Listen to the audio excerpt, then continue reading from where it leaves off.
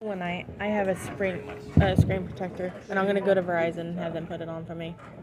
You and I will be here. Do you want to yell together? We'll yell. They do it, and it covers He's all coming in the between, I think. So Okay. right there. Let him be there. Okay, And then, if they then that way we don't, can do our yelling thing. Yep. Check 1, 2. This is good, yeah? Because my brother worked at Hello, the y'all post hear me? office or whatever, we get it like, Good. and they haven't ever took it off the thing yet, so Is this thing on? we're Hello? using it. Hello? We don't have to pay activation fees or whatever, but we still Oh, get it's paid. not Microphone. anymore? Yeah, what is it? Oh my god, really loud. Shut up, David. You know, my microphone has some chocolate stains on it. Yeah, I know. I'm looking at this microphone like, who ate chocolate and chopped into the mic? That's not chocolate. These are Little Beard's microphones. That very well might be blood. I don't know. The last convention was a horror film convention, so it's probably blood. No, it's probably just a horror film. I think we can stop that. Sorry. Stop microphone.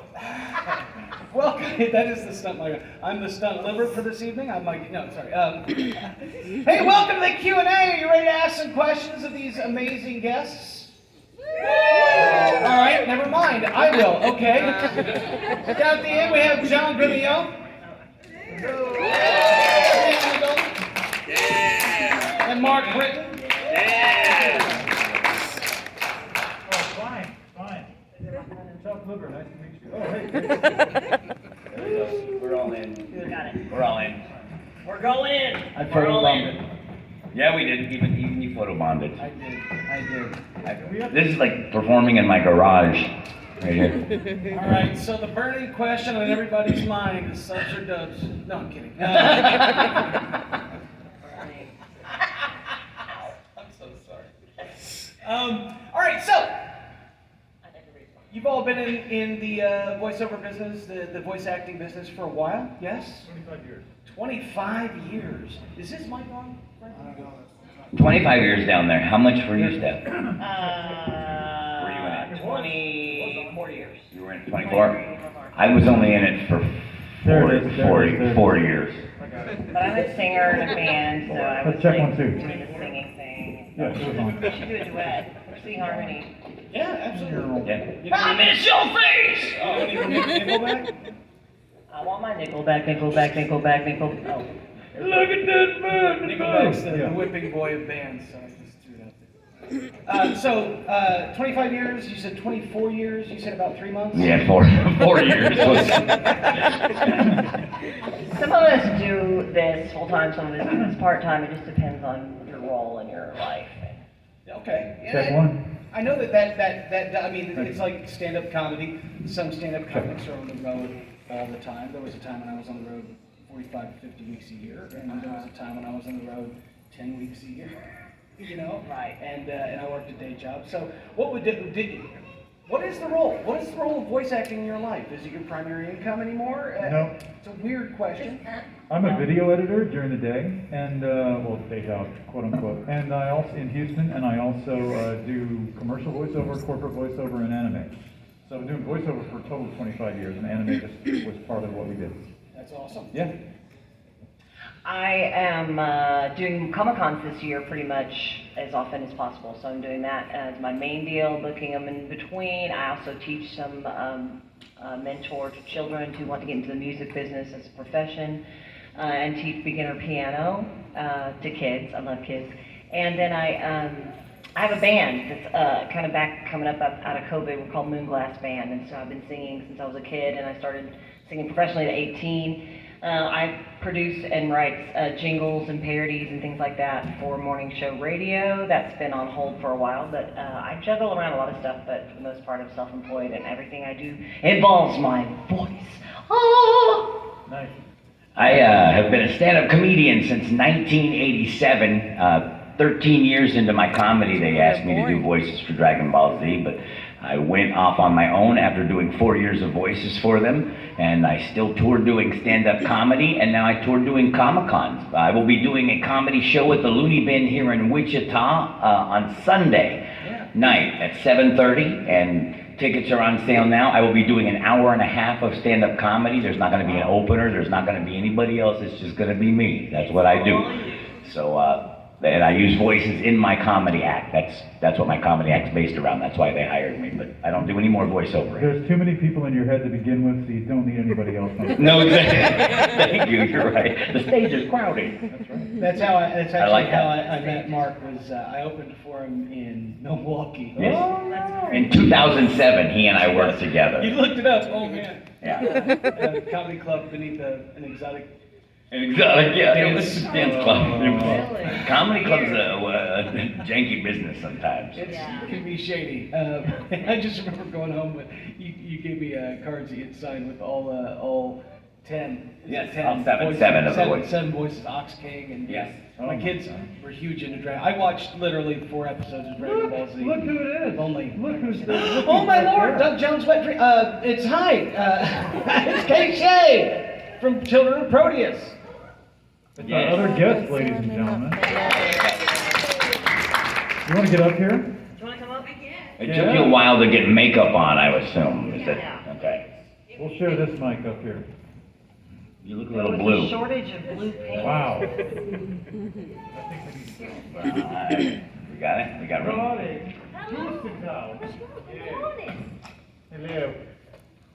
Now we just got done answering what we normally do besides voiceovers or anything else like that. What are you full time doing now currently? Did you want to just grab that mic? Oh, we're good. I can project. You guys can hear me back there, right? Yep. Yeah, we good. Yeah, she's good. She's good. I'm from New England. I got experience. I actually make comic books full time. Me and my wife moved to England about 2 years ago for her work. She's in the U.S. Air Force, and because COVID was happening, I couldn't go get a job, so I just started throwing myself into the comic, and then it was like, oh, this is actually doing okay. I don't have to go get a real job anymore. That is a job. Nice. So I make art all day. I draw mermaids for a living. You are a mermaid for a living, apparently. Yes, I'm committed. Very cool. You're your own muse. Who needs other people? So, does anybody have a question for any of the panelists up here? You do? Can she breathe? Not air. And in about 15 minutes, she's got to go submerge herself in water. Yeah, I'm going down to the health club and I'm gonna dive straight into the pool. That's a first for a question I've heard at a panel. Can she breathe? I had to look and like, what? Do I need the Heimlicher? So, I asked earlier, I'll ask again. I asked in private, but I think that because you're going to have you're going to have your own panels throughout the day, which I won't be interrupting or impeding. So, congratulations. But what are the types of questions that you normally get asked at conventions? So we can just get it out of the way. How do you become a voice Get actor? into voice acting. Yeah. Yeah. So how did you get into How voice can I acting, get into and how can I do this? We each did it different. Yeah. Yeah. Well, how did you get in? Let's Well, 24 years ago, ADV Films, which is now Sentai in Houston, Texas, where I'm from. And, well, first of all, a huge percentage of American dubbed anime gets done in Texas, right? Texas is a right-to-work state. So there's Sentai, and in Houston, there's Funimation, which is now Crunchyroll in Fort Worth. And so between those two studios, there's a lot of anime that happened. But when ADV Films first started out in 1998, 7 or 8, they had all these licenses to do all this anime, and they didn't have any actors. So they said, we need to put out some audition notices. So they just started putting out audition notices in the paper, and a bunch of Houston actors, and I was a stage actor, I've been acting all my life, we all just showed up at an audition like we were waiting in a waiting room to come see the director. We'd go in there and we'd do some stuff, and then they eventually formed a pool of actors, a pool of talent in the late 90s. And that just became the main pool of acting talent that's how I got started. And unfortunately, I don't think they do any more open auditions like that. When people say, "Hey, how do you get in?" It's probably not going to be the same way. It happens differently now. When some of the directors at Sentai go to auditions for theater around the city, and they watch people audition and they listen for good voices. Or they every year they do something called the Alliance auditions, where every theater in Houston, theater is huge in Houston, and all the directors come and they want to meet people, so you have audition pieces to do. And so a few directors showed up and said, "Hey, I like your voice. Have you ever done anime?" Sometimes you send people a voice reel, sometimes so you know it's a bunch of different stuff. So it's a different world these days. Yeah. Stephanie, how'd you get in? Yeah. Same way? Yeah, no, like I said, my first love and passion has always been singing. So, I mean, I knew as a little girl, 3, 4 years old, that I wanted to be a singer. And so I pursued music, theater, musical theater, singing, dancing, acting, drill team, pom-pom, anything I could get into that involved expressing myself and entertaining others. And so as I grew up, and moved around in fact, I lived in Kansas in high school. Funny, Coffeeville, but we won't talk about that. I actually started singing in college. We started a band called Backroads Romance, and then from there I got an audition for another band that somebody that was literally living across the street and heard me singing through a window. And he came over and said, "Can you audition for my band? It's an up-and-coming big deal here." And from there, I met their producer, and they had me audition for Vince Vance and the Valiants, featured vivacious vixens of rock and roll, Venus, Violet, and Victoria. And so I joined a show band. I was on the road at 19, and then I met the producer of Dragon Ball Z while singing with Brave Combo, which is a Grammy Award-winning nuclear polka band. And so from there I met the producer, who I didn't know what anime was at all. This was 1998. And then got called in for the audition because of my animated voice that I was utilizing in the studio. So I got the audition that way, auditioned for all the females, and was cast as a kid, young boy, Gohan in the Ginyu Saga of Dragon Ball Z. And so I actually was doing voices for fun growing up. So I got most of my experience doing different voices from just being a kid and tape recording everything. So that's kind of how I did it. Whee! I have been a stand-up comic. There we go. Photos. So I have been a stand-up comedian for 13 years, and I was in the comedy club, and the guy answering the phone said, "Hey, there's an audition." I said, "Oh, there's an audition." It's working. I was just messing with you right there. All right. Cool. The guy said that was answering the phones at the comedy club said, "Hey, they're doing an audition for a cartoon. Maybe you should try out because you do a lot of impressions on stage." So then I went to go do it, and I said, "I don't know what you guys want. I do impressions," and they said it was Chris Sabat. And it was Barry Watson, and it was Justin Cook, who is now the head of actually Crunchyroll, I guess, right, or Funimation. Wow. Anyways, but he was just a tech guy then. But it was all three of them, and they said, "Well, show us some of your impressions." So I was like, "Here's Ozzy Osbourne. Check this out. It's an impression that only older people know." So they were impressed with that. They gave me a tape of the VHS tape of the voice actors from Canada and said, "Can you try to get these voices down?" So I went home, and 3 days later I came back and I did all of the voices for them, and they said, "You're hired." The voice I did was Berter and Corin the cat and Ox King. Those were the three that they wanted me to try to get down, and they heard it and they liked it, and I was accepted. So there you go. Wow. Yeah. Did you have your own origin story that you wanted to? I mean, so with you guys being, I have the similar question of like, how do you get into comics? That's what I get a lot of conventions, because they walk up like, "You mean you made this all yourself?" And the number one thing I tell people is, especially because the market is so saturated, if you want to work for DC or Marvel or any of like the big three names in comics, you have to start on your own these days. Like you have to definitely like prove, like if you want to be picked up by something, you have to prove that you can deliver. And at the time when me and my wife started making comics, I had a full-time job, and there was no way I could pump out a comic book a month. So we just decided, hey, well, we have these costumes that we made to meet a band. Let's make a whole story behind them. Let's build a world.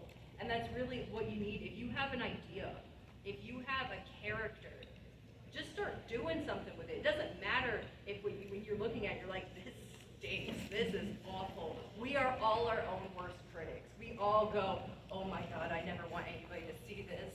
And I still sell number 2 on my table, and it is the worst thing I've ever made. But but I look at it this way, is that like me and my wife now, like we do it full time. We're working on book 6 right now.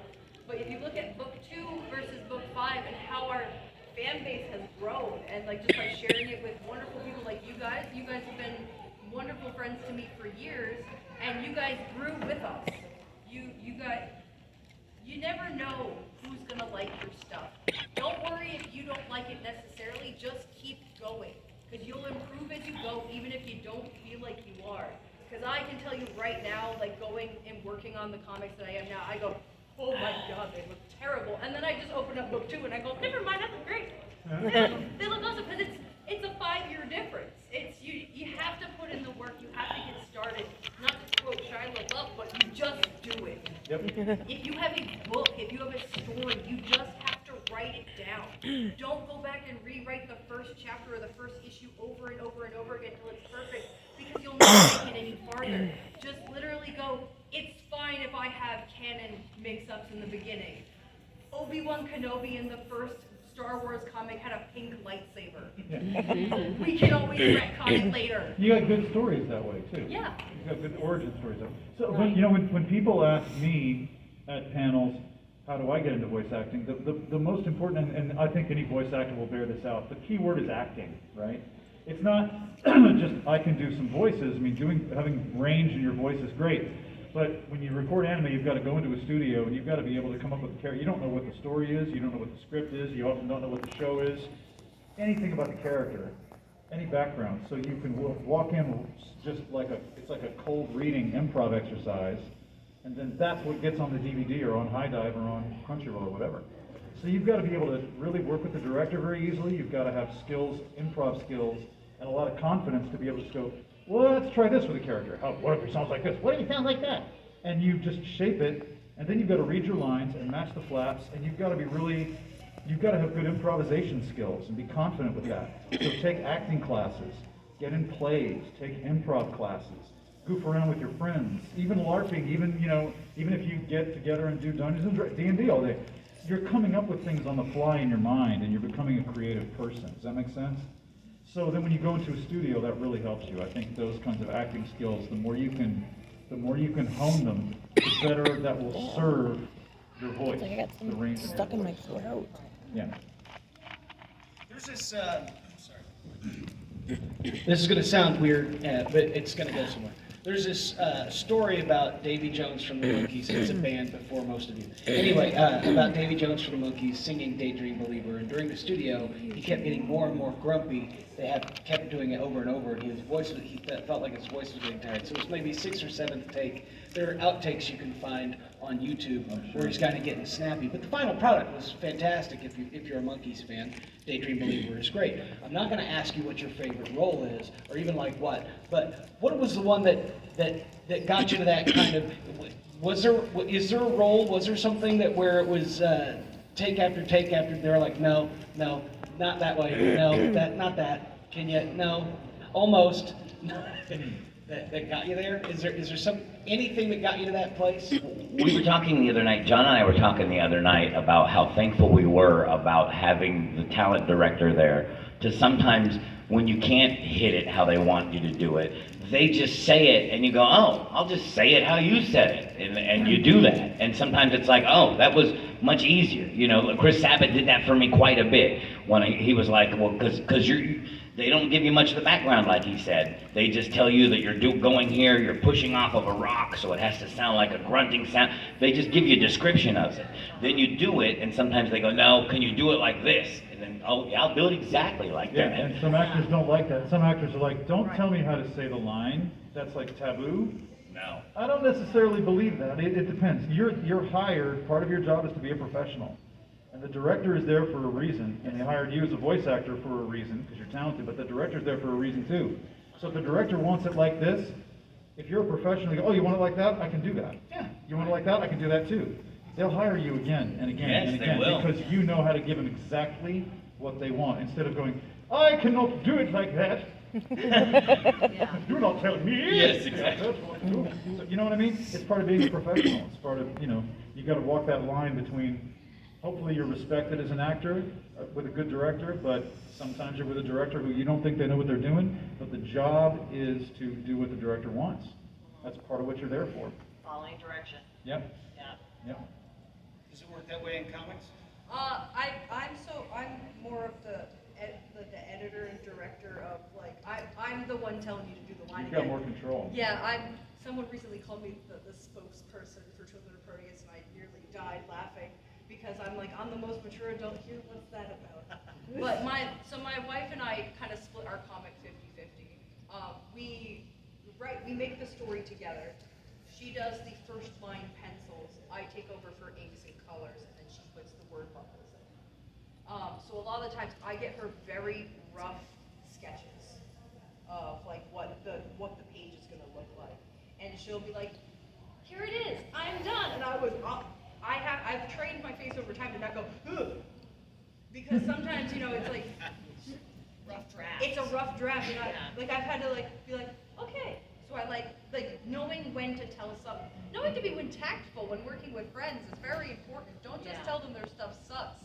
That's actually one of the most important things I learned is that especially from that collaboration is, when you're working with someone else who has other ideas, even if they're like, hey, what if we made the moon hollow and that's what's running the government and that does not fit with your fish story, you're like, maybe we come to that later. You never tell them no, you're stupid. Don't do that.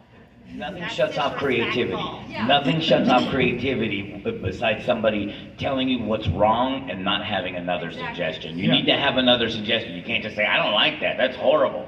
Yeah. Well, tell me, what do you want? I mean, so That's yes. one of those things where it's like, so I do take this time when I look at the rough drafts to be like, I like this part, and this part. I don't understand what I'm seeing here, and the face is a little lopsided here, but I can fix that one in post. Right. What can you do about this? Right. And it's been a give and take over, because we did this on our own without knowing a thing about making comics. We just guessed and jumped in. Butt first, we did a full cannonball, and it was learning and talking to other people, talking to people at conventions, talking to other comic book creators and bigger names, being like, hey, you work for indie comics, how do you work with a partner? How do you resolve, and learning from other people. I like to joke that I don't make mistakes, I learn from everybody else's. Right.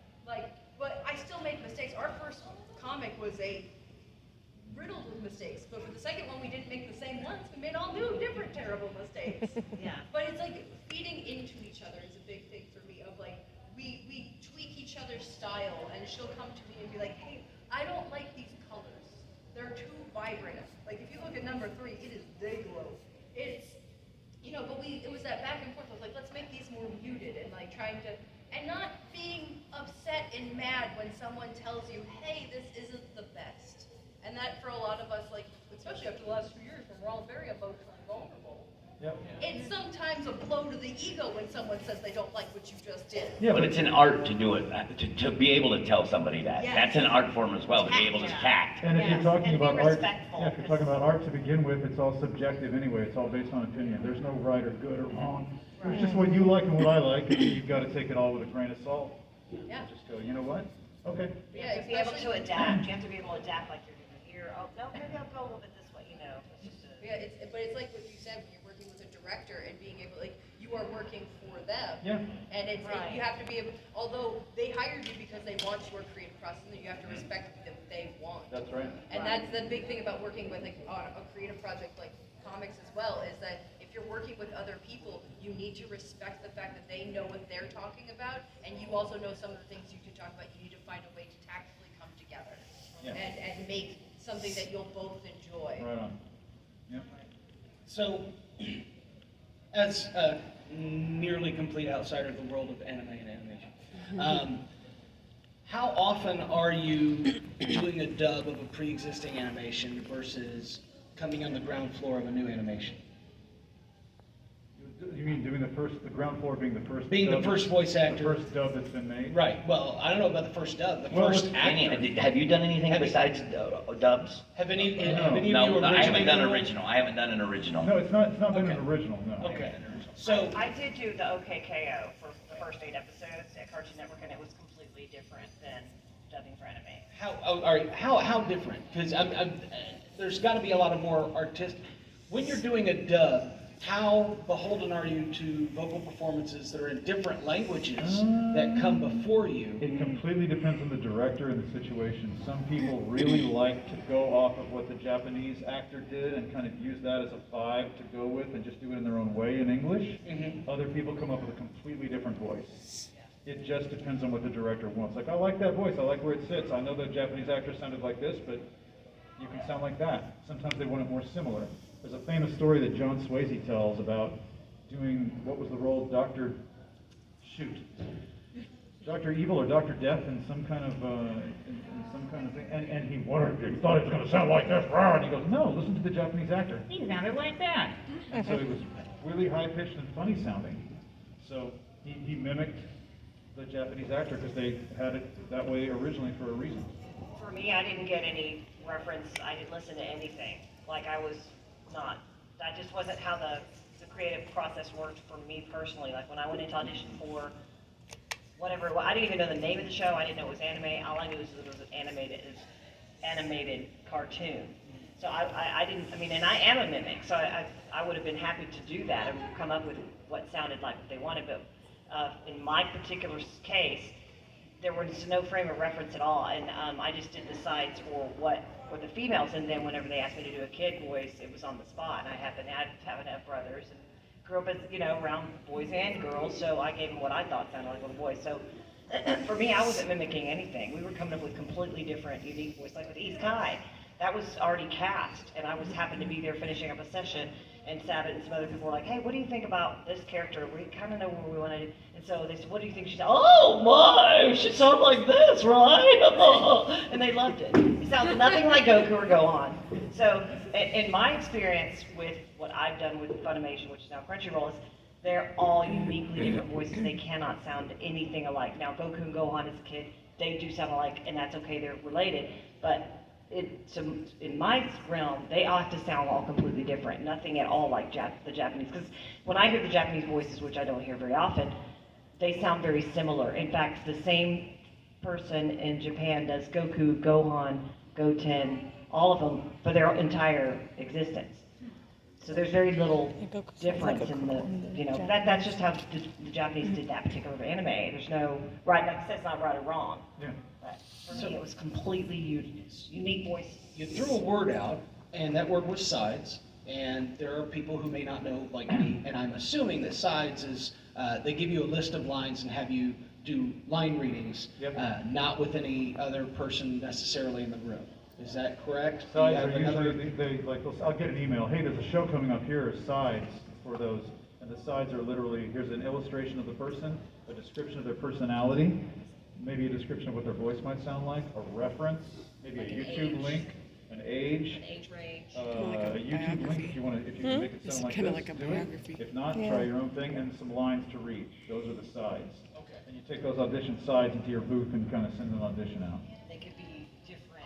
It's like one could be an angry, or this is a situation, or this is sad, or there might be some just basic, generic, so that you can show some range with whatever voice you come up with for that character. Yeah. Did you have something? No, my sides were macaroni and cheese and green beans. Right.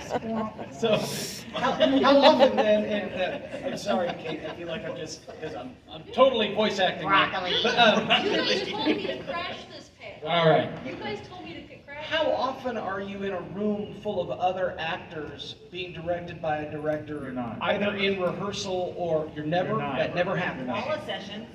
I try to tell people that it's completely different. It's not like The Simpsons where they're all sitting around a table, because Simpsons, they do the animation after they have all the voices. Japanese anime is the opposite. They already have the animation, now I just have to match the mouth movements. Yeah, there's voice actors who I've done several shows with, and I've never met them. Yes. Because you go into a studio by yourself and you do each voice individually, and they all match it up. And you go from line to line to line, like fast forwarding. That's what we Yeah, used you to fast do. forward to your Fast scenes, forward. so you don't even watch the story unfold. So Oh. sometimes there's a ton of anime that I've done, and I couldn't tell you what the story was. Yeah. But in each scene that I did, emotionally, I was there in that moment, making that scene work, and then I'm kind of like, I think I did that right, and then that's on the DVD. And Have you- I couldn't tell you the story. Have you ever Clearly you watched did it right. a scene that Yeah, you they did were- and thought, is that what was happening? What been a happened? while. Is what? Not with OKKO, I flew to LA and I was in a room with the whole cast. And it was crazy awesome and different and unique. And Yeah, that's they better. were gonna animate around our rendition of that voice of that, and, so I got to like look around and meet, there was a guy there from The Office, there was a Milanero, the Melissa, anyway, I can't say her name, but she's on Saturday Night Live to this day, and she was there. She was a character. That And sounds more fun. And then It is more fun, The yeah. director was there. I mean, it was like, and eventually, they went with somebody in LA to continue. But to be in that moment and be able to do this character, which was kind of an offshoot of Goku, actually, and to record that way was completely unique. And that's the thing is that that's how it's such a different skill, because when you're an actor and you do a play, you meet the director, you meet the cast, you audition, you read the entire play, you know exactly what the context is, why you're having these issues with you, why you're emotionally like this. You rehearse it several times, you do previews sometimes with an audience, then you can keep working on the show and improve as you go, and by the time the show's over, you know that show cold, you know exactly what was going on. Anime is totally different. You don't know anything about it. You walk in on a Tuesday between lunch and dry cleaning and you go, what am I doing? Who's this guy? Okay, what does he sound like? Okay, what is he? Okay, thanks, bye. A lot of shows are like that. Not all of them. I mean, when I auditioned for My Hero Academia, that was the one show that I had watched. I knew about it. I got an audition side they sent me. I auditioned for it. I got the part, and then I watched it up to my episodes. Then I watched the Japanese episode that I was going to do before I recorded the English, so I did know what was happening. Because it was such a popular show, and I wanted to get it right. It was a bigger deal. So that was the one example of something where I knew the show before I went in.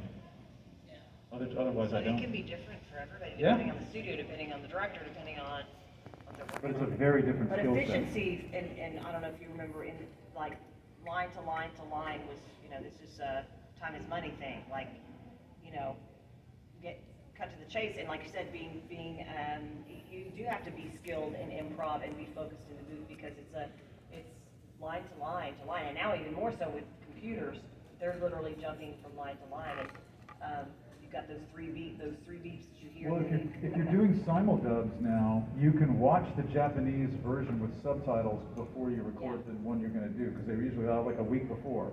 So you can keep up with the show and know a little bit better what you're doing.